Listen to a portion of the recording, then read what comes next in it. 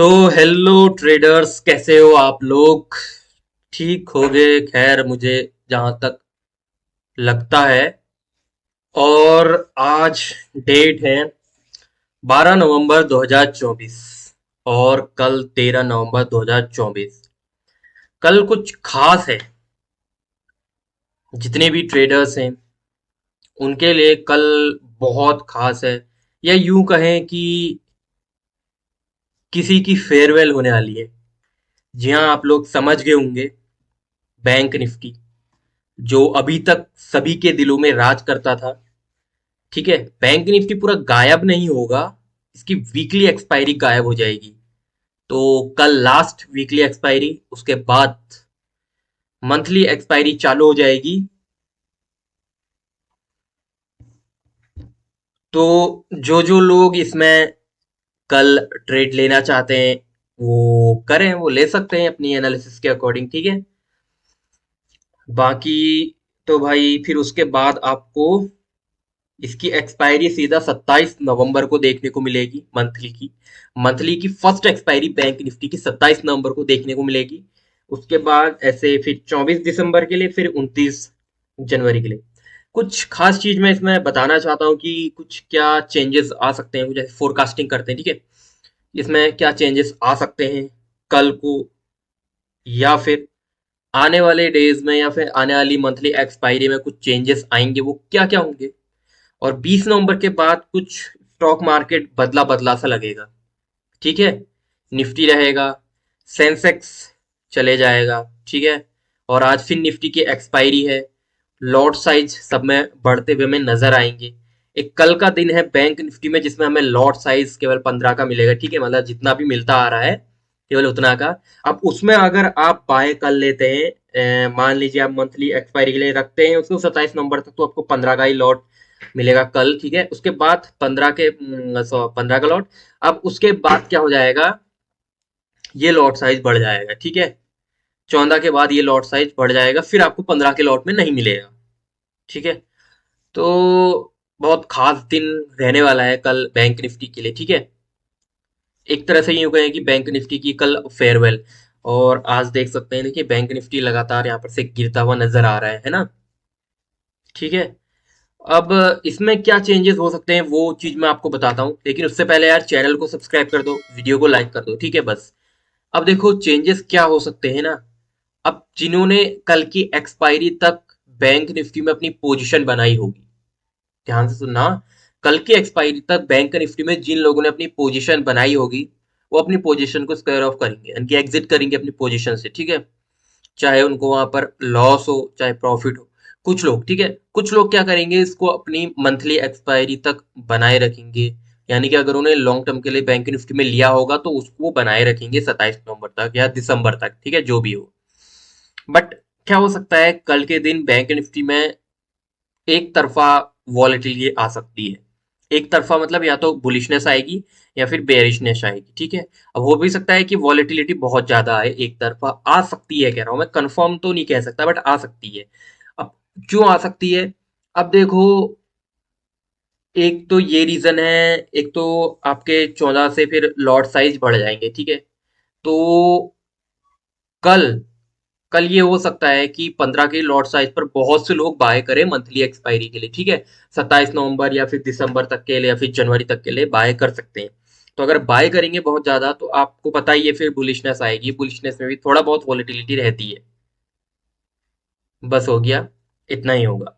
अब ये हो सकता है कल के लिए फिर जो छोटे रिटेलर्स हैं वो तो बाय कर सकते हैं, बट जो बड़े एफ आई आईज हैं, डी आई आईज हैं, या फिर इंडिविजुअल रिटेलर्स हैं जो बड़े, वो यहाँ पर शॉर्ट कर सकते हैं अपनी पोजीशन, या एग्जिट कर सकते हैं अपनी पोजीशन से, जितनी भी अभी तक उन्होंने बैंक निफ्टी में बनाई है। उसके बाद वो फ्रेश ट्रेड लेंगे 14 को, ठीक है। 14 के बाद वो अपनी फ्रेश पोजीशन बना सकते हैं बैंक निफ्टी के अंदर।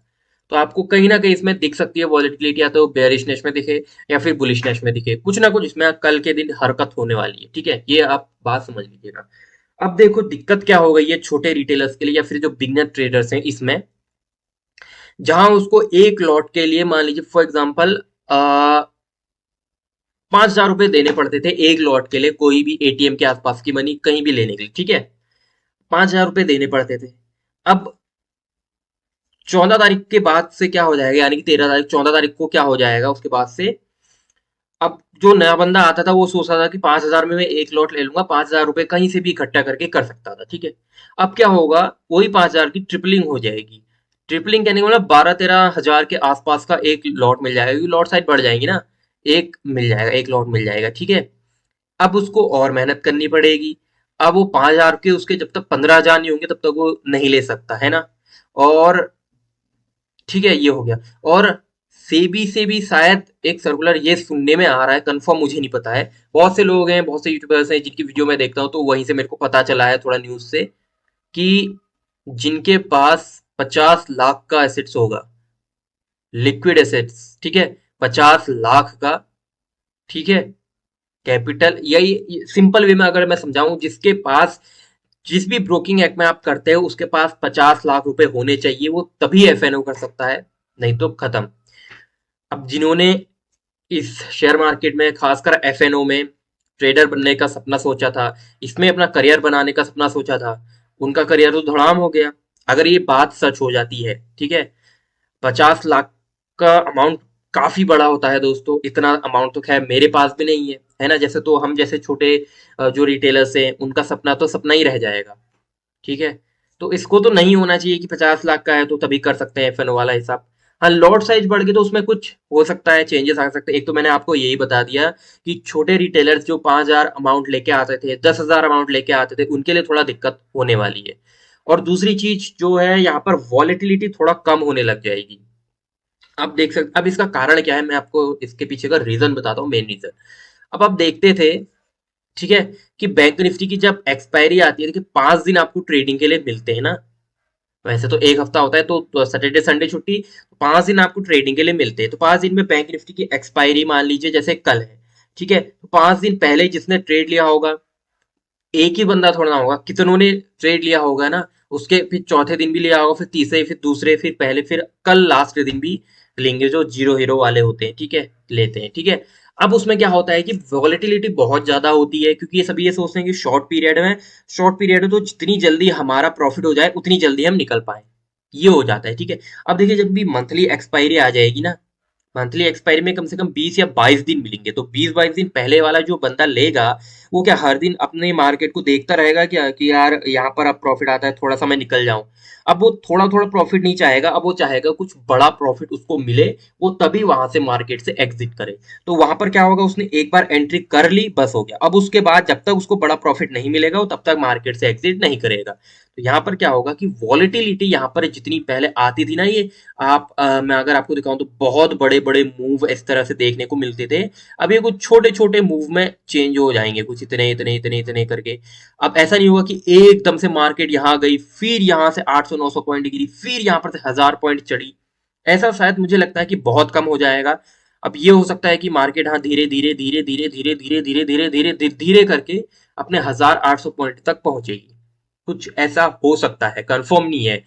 किसी भी बात की जो है कंफर्मेशन ऐसे नहीं ली जाती है, और खासकर मार्केट तो कंफर्मेशन देता ही नहीं है, ठीक है, ऐसे ऐसे, ठीक है। तो कुछ चेंजेस इसमें हो सकते हैं, वॉलेटिलिटी शायद कम ही हो जाएगी, बहुत कम हो जाएगी। ऊपर से अब इसमें क्या होगा कि नहीं, आपके लॉस होने के चांसेस वो कम हो सकते हैं। अब लॉस होने के चांसेस वो कैसे कम होंगे, वो मैं आपको बताता हूँ। फॉर एग्जाम्पल, आपने देखा यार, यहाँ पर देखिए 920 ईएमए का क्रॉस हुआ है, आपने यहाँ पर ले लिया, ये तो ऐसे हुआ है, ये ले लिया। अब आपने देखा, देखिए यहाँ पर भी 920 ईएमए के ऊपर जो है एक ग्रीन कैंडल ने क्लोजिंग दिया। अब यहाँ पर से क्या करेंगे, बहुत से लोग यहाँ पर जो बिगनर्स हैं या फिर जिन्होंने थोड़ा सा इसको पढ़ा हुआ है, बस हो गया, वही वहां पर एंट्री कर लेंगे, उनका एसएल यहाँ पर हिट हो जाएगा। बट अब क्या होगा, जब मंथली एक्सपायरी हो जाएगी, जैसे ईएमए के ऊपर क्रॉसिंग होगी ना, तो वॉलेटिलिटी काफी कम होगी, तो इसमें लो चांसेस है कि मार्केट अब नीचे को डायरेक्शन में आए। अब चांसेस ये ज्यादा है कि जहां को ये ट्रेंड रहेगा वहीं को ट्रेंड कंटिन्यू रहे, ये वाले चांसेस शायद कुछ ज्यादा रह सकते हैं, ठीक है। तो उसको बेनिफिट ये मिल जाएगा कि उसका, जिसने भी मतलब रिटेलर्स को बेनिफिट ये मिल जाएगा, या बहुत से लोगों को कि जिन्होंने लगाया हुआ है वो पहले एसएल लगाते थे, तो एसएल बहुत जल्दी हिट हो जाता था उनका। बट अब हो सकता है कि मंथली एक्सपायरी में उनका एसएल हिट उतना ना हो जितना पहले होता था, तो लॉस के चांसेस भले ही कम होंगे, बट उसका अमाउंट बढ़ जाएगा, ठीक है। तो ये कुछ चीजें थी जो मैंने आपको बताई कि क्या हो सकता है आखिरकार बैंक निफ्टी में। और देखिए सबसे बड़ी बात, चाहे कुछ भी हो, लॉट साइज बढ़े या फिर बैंक निफ्टी में कुछ और चेंजेस आए, लेकिन जैसे पहले की तरह ट्रेडिंग होती थी बैंक निफ्टी में अभी भी होगी। पहले जब हम थे, ठीक है, यानी कि जितने भी थे, जब से हमने स्टार्ट किया ये ट्रेडिंग करना, तो लॉट साइज 15 का ही होता था, ठीक है, 15 का ही होता था, और वॉलेटिलिटी ज्यादा थी। तब हम क्या थे, बैंक निफ्टी को उसी टाइम देख रहे थे ना। उससे पहले क्या रहा बैंक निफ्टी, ये तो उन्हीं को पता है जो हमसे बड़े ट्रेडर्स हैं, ठीक है। अब अब जब चेंजेस हो जाएगा बैंक निफ्टी के बाद 2025 में, मान लीजिए कोई नए ट्रेडर्स आएंगे, अब उन्हें क्या पता कि बैंक निफ्टी पहले क्या था, वो भी अब पहले जो बैंक निफ्टी करंट है उसी को देखकर वो ट्रेड करेंगे ना।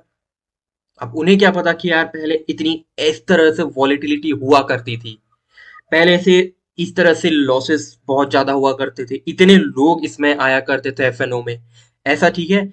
अब वो क्या करेंगे, करंट बैंक निफ्टी जो है करंट मार्केट में, बैंक निफ्टी की बात नहीं कर रहा हूँ, करंट मार्केट में जो करंट मार्केट चल रही है उसी में वो ट्रेड करेंगे।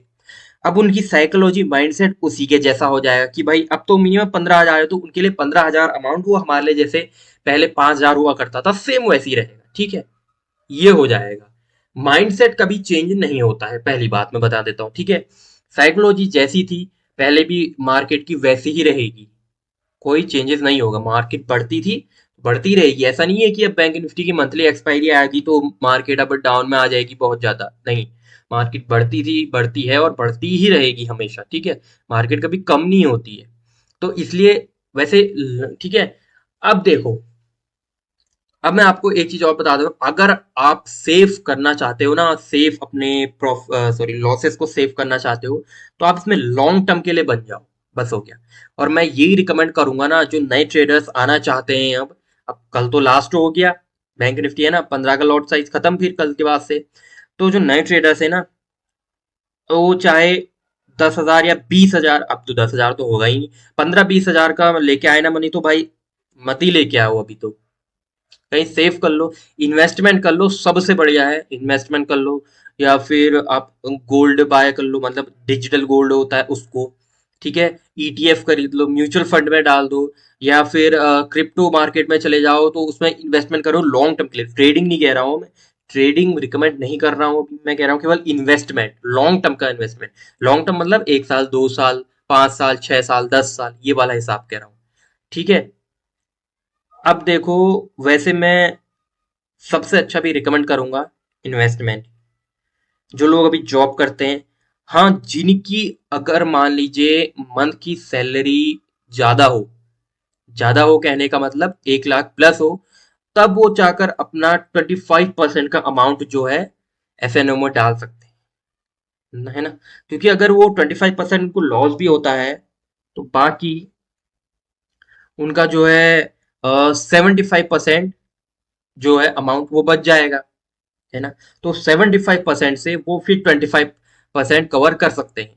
बट अगर जैसे 1 लाख है, 1 लाख के अगर आप मान लीजिए आपने 75% मनी डाल दी, अब वो 75 मनी चली गई, तो लास्ट में बचता क्या है, 25%। अब उस 25% से वो 75% कवर करने में कैसी हालत होगी आप ही सोच सकते हैं ना। तो मैं यही रिकमेंड करूंगा, जिसके सैलरी ज्यादा है वो जरूर कर सकता है, बट अपनी प्रॉपर एनालिसिस के साथ। मैं ये नहीं कह रहा हूँ कि भाई मैंने कह दिया तो डाल दो, प्रॉपर एनालिसिस के साथ। लेकिन इन्वेस्टमेंट के लिए मैं पक्का रिकमेंड करता हूँ, हाँ, इन्वेस्टमेंट में डाल सकते हैं आप 20%, 25%, 30-40% आप इन्वेस्टमेंट में डाल सकते हैं, वो बहुत अच्छी बात है, ठीक है। आप इन्वेस्टमेंट में भी कैसी कंपनी चुने, ये मैं बताऊंगा कभी नेक्स्ट वीडियो में भाई, कि हमें जो बड़ी कंपनी होती है उसमें इन्वेस्टमेंट करना ज्यादा अच्छा रहता है, या मिड कैप की कंपनी में अच्छा रहता है, या फिर स्मॉल कैप की कंपनी में करना अच्छा रहता है, वो मैं फिर कभी दूसरी वीडियो में बताऊंगा। लेकिन फिलहाल इतना बताऊंगा कि इन्वेस्टमेंट करो, वो अच्छी चीज है, ठीक है। एफएनओ में आने की गलती अभी मत करना, ठीक है। क्योंकि भाई जब तक इसको आप सीखोगे नहीं खुद से, तब तक कैसे लर्निंग होगी, मतलब कि तब तक कैसे अर्निंग होगी, है ना। तो जैसे कि मेरा है ना मोटो भी है ना, ये मेरा फर्स्ट लर्निंग देन अर्निंग, पहले सीखो फिर उसके बाद कमाओ। अब अब आप सोचेंगे पहले, बहुत पहले वीडियो में तो मैंने आपको कहा था कि भाई आपने जब तक इसको रुपया नहीं दिया, आपने ये मार्केट की फीस नहीं दी, तब तक आप नहीं सीखोगे। तब ये कहने का मतलब है कि जब आप पूरा सीख जाते हैं तब आपको जो है कॉन्फिडेंस आने लग जाता है कि भाई हाँ, मैं कर सकता हूँ। देन उसके बाद अपना अमाउंट डालो। आपकी अगर एफिशिएंसी है, आपकी अपनी क्षमता है, अपनी क्षमता के अनुसार इसमें डालो। मैं नहीं कह रहा हूँ, देखिए मैं नहीं, बिल्कुल नहीं कह रहा हूँ कि आप भाई इतना अमाउंट है तो इतना डाल दो। अपनी क्षमता के अनुसार अपना, अब अगर आप लॉस सहन करने की आप में अगर शक्ति है तो डालो, नहीं है तो निकल जाओ, इन्वेस्टमेंट करो। बस हो गया। इतना ही था आज के लिए। बहुत ज्यादा ज्ञान आपको दे दिया है। ज्ञान समझ में आ गया हो तो लाइक कर दो वीडियो, और चैनल को भी सब्सक्राइब कर दो, ठीक है। और तैयारी करो बैंक निफ्टी को विदाई देने की, बैंक निफ्टी के फेयरवेल की। देखते हैं क्या होता है बैंक निफ्टी के फेयरवेल में, ठीक है। अब मुझे तो लगता है थोड़ा एक साइड को वॉलेटाइल रह सकती है, एक साइड को मतलब जा सकती है बहुत ज्यादा, ठीक है, कल के दिन। अब हो सकता है कल के दिन अगर बहुत ज्यादा लोग बाय करें तो बुलिश आ जाएगी। हो सकता है कल के दिन बहुत ज्यादा लोग यहाँ पर शॉर्ट कर दे, अपनी पोजीशन सेल कर दे, तो बहुत ज्यादा बेयरिश आएगी, ठीक है। बस यही है आज के लिए तो यार।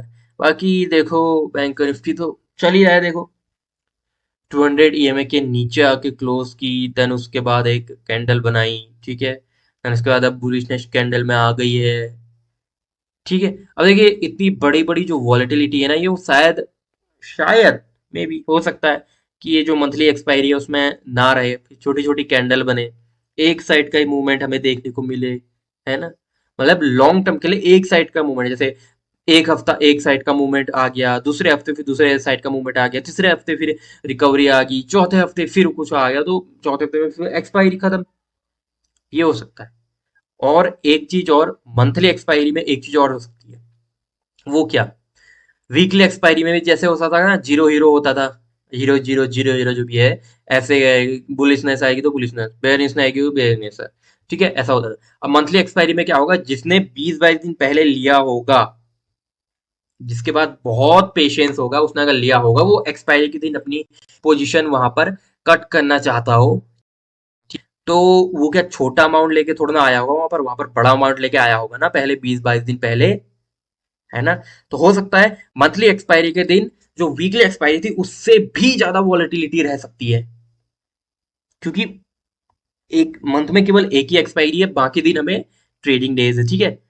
एक्सपायरी एक है, बाकी दिन भी ट्रेड है, लेकिन बाकी दिन एक्सपायरी थोड़ा ना है, बाकी दिन आप कर सकते हैं ना, तो बाकी दिन आप लेके बीटीएसटी वाला हिसाब कर सकते हैं, ठीक है। लेकिन मंथ की जो एक्सपायरी होगी उसमें थोड़ा ना। अब मंथ की एक्सपायरी में मान लीजिए किसी को बहुत ज्यादा लॉस हो गया है, वो अपनी 100% कैपिटल लेके आया है, तो उसमें उसको 80% लॉस हो गया है, मान लीजिए उसने एसएल नहीं लगाया, ठीक है, उसने एसएल नहीं लगाया। अब वो क्या करेगा, वहीं से अपनी पोजीशन कट करेगा उस दिन। क्यों? क्योंकि भाई मंथ की एक्सपायरी अगर सारा उड़ गया, तो भाई आपको पता ही है मंथ की एक्सपायरी है, तो उसको फिर उसको उस लॉट के बनाने के लिए फिर से कितना अमाउंट चाहिए होगा, वो तो आप जान सकते हैं ना, बहुत ज्यादा अमाउंट चाहिए होगा। तो ये हिसाब हो सकता है, ठीक है। बाकी दूसरा ये हो सकता है कि मान लीजिए कोई छोटा अमाउंट लेके आया, उसे थोड़ा सा छोटा, मान लीजिए 50% का, उसको बहुत बुलिशनेस चलेगी मार्केट, मतलब बुलिशनेस या बेयरिश जो भी आए उसका, लेकिन प्रॉफिट हो गया बहुत अच्छा, और वो वहां पर भी कट करेगा, करेगा नहीं करेगा, अपने प्रॉफिट निकालेगा, तब भी वहां पर सेलिंग आ सकती है। तो वो वहां पर मंथ की एक्सपायरी के दिन हो सकता है कि बहुत ज्यादा सेलिंग आ जाए, और हो सकता है कि बहुत ज्यादा बाइंग आ जाए। ये वाला हिसाब मंथ की एक्सपायरी के दिन हो सकता है। अब जिसको मंथ में जो है लॉस हो रहा होगा, उसको एक्सपायरी के दिन क्या एक्सपेक्ट करेगा कि भाई मुझे यहाँ पर प्रॉफिट हो, प्रॉफिट में निकलूं, है ना। अब हो सकता है अगर वो कोई ज्यादा बड़ा इंडिविजुअल जो रिटेलर्स हो बड़ा वाला, तो और ज्यादा मनी डालेगा, हो सकता है बुलिशनेस आ जाए। तो बस यही है। खैर आप लोग समझे नहीं समझे मुझे नहीं पता है, खैर इतना, ठीक है। तो बस इतना ही था यार, बाकी अपना देखो, अपना एनालिसिस करो खुद से। और अगर अभी तो एफएनओ में मत ही आना, अगर आपके पास कैपिटल कम है, अमाउंट कम है, 10-20 हजार। अब तो खैर भाई 50 हजार का अमाउंट भी इसमें कम ही है, 1 लाख का अमाउंट भी कम ही है खैर एफएनओ में आपके लिए, ठीक है। पहले अभी बहुत था, ठीक है, जब 15 लॉट था तो अभी बहुत था, लेकिन अब यहाँ पर थोड़ा कम ही हो जाएगा, ठीक है। बस इतना ही है। तो चैनल सब्सक्राइब कर दो, वीडियो को लाइक कर दो, वीडियो को शेयर भी जरूर से कर दो। तो फिर मिलते हैं नेक्स्ट वीडियो में, तब तक के लिए हंसते रहिए, मुस्कुराते रहिए, बी से be positive, first learning then earning. जय हिंद।